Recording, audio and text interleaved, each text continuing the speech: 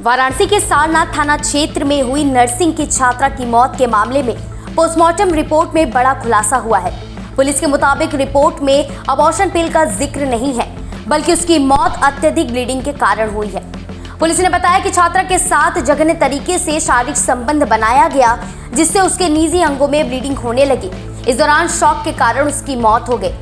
जानकारी के मुताबिक सारनाथ थाना क्षेत्र की रहने वाली छात्रा का शव बॉयज हॉस्टल के सीढ़ियों से बरामद हुआ था।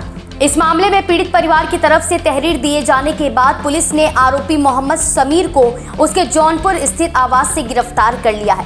पुलिस ने बताया है कि छात्रा को ब्लीडिंग होने के कारण आरोपी समीर मौके से भाग निकला और इसकी जानकारी उसने किसी को नहीं दी।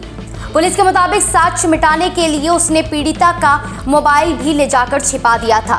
इस मामले को लेकर एडीसीपी लिपि नाग्याज ने बताया कि छात्रा का शव बरामद होने के मामले में सारनाथ थाने में मुकदमा अपराध संख्या 318/26 पंजीकृत है।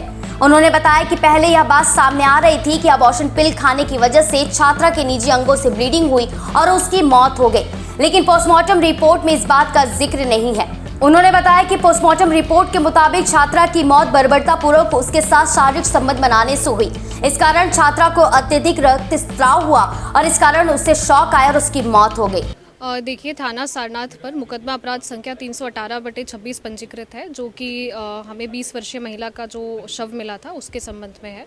तो उसमें पोस्टमार्टम रिपोर्ट से ये जानकारी हुई है कि पहले एक अबॉर्शन वाली बात सामने आ रही थी कि हो सकता है कि किसी प्रकार से यूट्रस में कुछ समस्या के कारण ब्लीडिंग होकर डेथ हो गई हो। तो पोस्टमार्टम में जो कॉज ऑफ डेथ आया है वो हेमोरेजिक शॉक आया है due to injury to the vaginal wall, जिसका रीज़न पेनिट्रेशन बताया गया है। और जो परिवारजनों से तहरीर मिली है, नामजद तहरीर, उसके आधार पे मोहम्मद समीर नाम का व्यक्ति प्रकाश में आया था। अब इसमें उल्लेखनीय बात यह है कि पहले जो तहरीर दी गई थी वो मर्डर की तहरीर थी, जिसमें सुसंगत धाराओं में मर्डर में अभियोग पंजीकृत हुआ था। लेकिन विवेचना के क्रम में, इन्वेस्टिगेशन के क्रम में, पोस्टमार्टम रिपोर्ट के अवलोकन से जो मर्डर की धारा है उसका विलोपन किया गया है और इसमें रेप यानी 64 और 324 जो कि एविडेंस मिटाने की धारा रहती है, क्योंकि मोहम्मद समीर ने, जो मृतिका है, उनका फ़ोन इस इंटेंशन से छुपाया था कि पुलिस को ना मिल सके। और साथ ही 105 यानी कि कल्पेबल होमिसाइड, ये धाराएं लगी हैं। अगर आसान शब्दों में बात करें तो क्या कॉज ऑफ डेथ क्या था? ये जो पोस्टमार्टम का जो रिपोर्ट आया है वो क्या था? कॉज ऑफ डेथ में ये बताया गया है कि पेनिट्रेशन जो हुआ है वजाइना में, उसके कारण इंजरी हुई है वजाइनल वॉल को, जिसके कारण से ब्लीडिंग होके बॉडी को शॉक लगा है, जिसके कारण डेथ हो गई है। तो ये